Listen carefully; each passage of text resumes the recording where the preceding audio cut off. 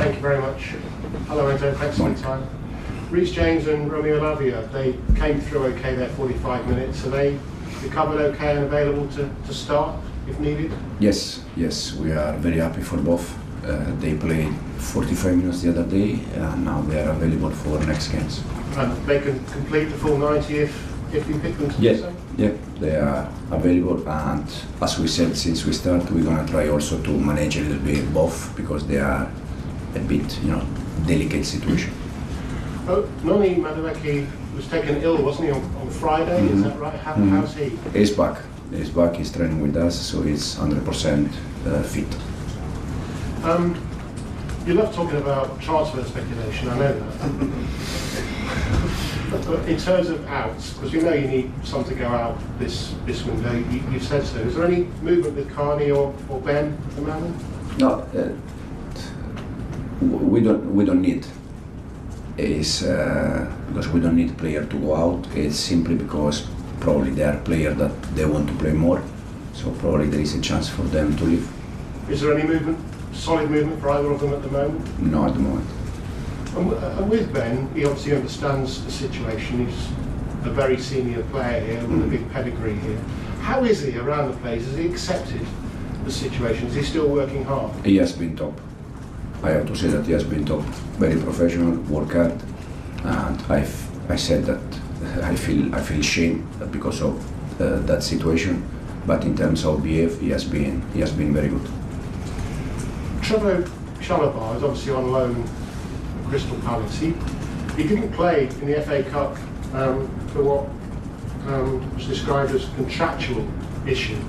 Is that because Chelsea don't want him to be FA Cup tied? No idea. I didn't even know that he didn't play, to be honest. I don't know. Well, no point me asking if you don't know. So we'll leave that one there. I just want to ask about Renato Veiga. Apparently an agreement, if you believe what you read, has been reached with Borussia Dortmund for his services. Is that he a player that, if the price was right, you would reluctantly consider letting go? At the moment, I'm not aware that there is an agreement for Renato. The only thing I can say is that yesterday he was here with us working, today he will be here with us, so that means that at the moment it's our player, and then we see if something happened. But as I said, he was yesterday training, and today he's here with us, and I'm not aware that there is any agreement already with him. Because for you, he's been very versatile, hasn't he? He's played 3, 4, 5 different positions. Exactly. Apparently he wants to be seen and play regularly as a centre-back. Is that something you can give him? The only thing I can say is that we bought Renato from Basilea, arrive here, play in different positions, play well, and this allow him to join international team for the first time in his life, senior international team. So probably even if he was not or is not playing in his position, probably if international team also is also playing for international team, probably means that in the position that he is playing, he can do well. And we are very proud for all of our players that they can join international team, but especially in this case for a young players, 20, 21 years, that join Chelsea, join us, start to play in different positions, 4 or 5 different positions. That give him the chance to join international team, so we are very proud about that. We're here to talk about Bournemouth, so let's do that. Obviously a win under your belt, a good win under your belt in the FA Cup. You could do with a win now, couldn't you, after a bit of a lead spell in the Premier League? Will that help you? I know it'll be different players. Will that help you kick on now in the Premier League and performance against Bournemouth? For sure, win games always help to continue to win. Hopefully, since the other day win, we can build some momentum. But Bournemouth will be a completely different game. They are a very good team with the same manager doing the same things from already different season. They are very tough, very intense. And the reason why they are doing well this season or last year is because they work very good. Thank you. Thank you. Soraya. Hi. You just touched on it, but Bournemouth, they're some of the best pressers in the league. They rank first for possession 1 in the final third. We saw when you played them previously that your tight space players, the Felix, Sancho and Kunku, they really helped get the win in that game. So what type of sort of tactical battle do you expect this time around at home? Yeah, more or less similar one in terms of they try always to be intense. It's quite clear what they do on the ball and off the ball. On the ball they are quite direct. They have player at front very strong, physicality very strong, quick, and off the ball they are intense. They are most of the time in the opposite side man to man. So it's will be a tough game. We know Cole Palmer's best position is a 10. We've also seen him last season produce fantastic output as a right wing inside forward with an overlapping fullback. You already mentioned, Nkunku, Cole, Felix, they're very similar and getting that balance is hard. But is it ever a possibility to see Cole back out wide, or is that something you're not interested in? No, could be. But you mentioned that with Cole playing wide with fullback overlap, correct? Yep. But when the fullback overlap, Cole where he goes? Inside the pitch. At the end is the same position, start inside the pitch. Because I don't think that the fullback overlap outside of the pitch. Yeah. So he needs to Cole move inside with fullback overlap, and at the end is the same position he used with us. So it's just the starting position, then the ball move, the game is dynamic, and Cole change position. With that could be an idea. He play, I think, the first game of the season against City, right in the wide, but with the Malo Gusto overlapping, he finished in the pocket in the same position. But I prefer to see Cole inside. And Captain Reece back in the squad to build fitness. We've seen him be quite varied under you. He's played left wing back, right centre back, inverting. But we've seen some of his best performances in blue when he overlaps as a right back. Now, is this something you still want to utilise with Reece James, or is it the aim to manage his fitness, manage his hamstring and be a bit more adaptable, because it's physically taxing when he's bombing up the right, putting them crosses in? No, yeah, for sure, fullback using in that way, I mean up and down, probably for them physically you spend more energy, but I'm not a fan of fullback up and down. So our fullback like Malo Gusto, Reece James, Cucurella, the fullbacks that we have, we don't use them up and down. Probably the only one game that we play with the proper fullback was Palace one, where we don't use fullback inverted for a reason, but I'm not fan of fullback up and down. And just to touch on the different positions he's played, where do you think his best one is? I know he can play everywhere. But Everywhere. Yeah. He can play everywhere. I said, Joe, he asked me about Renato playing in 4 or 5 different positions. Reece James doing the same, Cucu doing the same, most of the players doing the same. I said since we started, if you remember, that for me, talk about position. For me, it's not today football. You have to be a football player, and you can play in different positions. But just to I'm fullback, I'm central defender, I'm midfielder. For me, it's not a lady. For me now they are all football players, and you can teach them to play in different positions. Perfect, thank you. John Sanford. Hi there. Hi. Just going back to Renato Veiga, have you spoken to him, or will you sit down and speak to him about what he wants, where his head is at, and try and persuade him to stay at the club? Yeah, I had a chat with Renato, and I said him exactly the same thing that I just said to you in terms of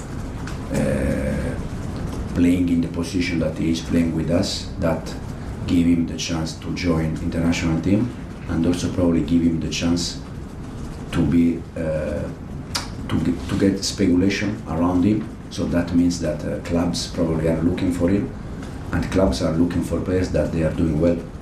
Not they are doing bad, players that they are doing well with the club, they are doing well with the international team.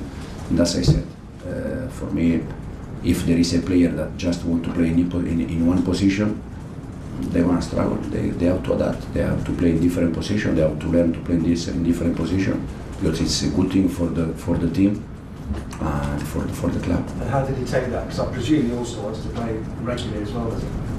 Yeah, but I said many times I also want a long hair.